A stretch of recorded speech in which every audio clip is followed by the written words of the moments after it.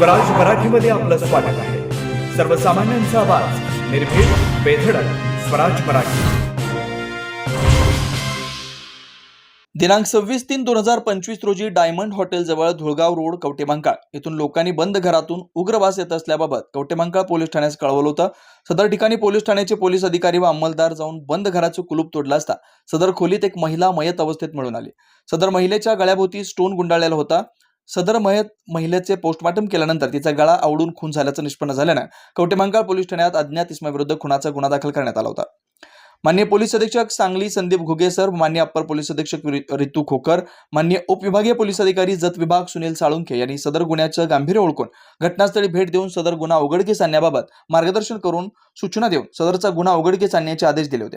सदर आदेशाप्रमाणे पोलीस निरीक्षक सतीश शिंदे, स्थानिक गुन्हे अन्वेषण शाखा यांनी स्थानिक गुन्हे अन्वेषण शाखेकडील सहाय्यक पोलीस निरीक्षक पंकज पवार व स्टाफ यांचं एक पथक तयार करून सदरचा खुनाचा गुन्हा उघडकीस आणण्यासाठी वेळोवेळी मार्गदर्शन केलं होतं। सदर घटनास्थळाची पाहणी केली असता तांत्रिक किंवा भौतिक पुरावा उपलब्ध नव्हता। त्या अनुषंगाने सहाय्यक पोलीस निरीक्षक पंकज पवार यांच्या पथकामधील police head constable Anil Kolekar, police Naik Sandeep Nalawade, police Naik Somnath Gunde यांना तांत्रिक माहितीचं विश्लेषण त्यांची गोपनीय बातमीदाराकडून बातमी मिळाली।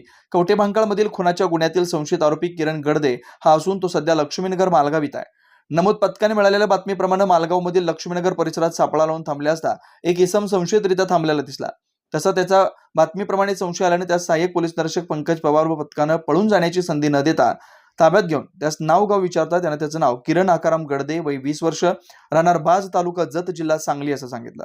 त्याच्याकडे सदर गुन्ह्याच्या अनुषंगाने चौकशी केली असता त्याने प्रथम उडवाउडवीची उत्तर दिली, परंतु गोंधळलेला असल्याचं दिसून आल्यानं पथकाने कौशल्याचा उपयोग करून त्याच्याकडे तपास केला असता त्याने गुन्ह्याची कबुली देऊन अनैतिक संबंधांच्या कारणातून झालेल्या वादातून सदर आरोपी यांनी मयत महिलेस 23/3/2025 रात्री गळा दाबून तिचा खून केला असल्याबाबत सांगितलं।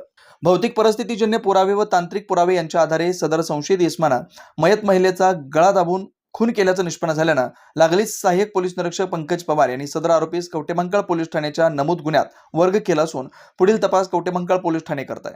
माननीय पोलीस अधीक्षक सांगली, माननीय अप्पर पोलीस अधीक्षक सांगली आणि माननीय उपविभागीय पोलीस अधिकारी जत विभाग जत यांनी सदर क्लिष्ट व आव्हानात्मक खुनाच्या गुन्ह्याचा कौशल्यपूर्ण तपास करून सदर गुन्हा उघडकीस आणल्याचं पथकाचं अभिनंदन केलंय।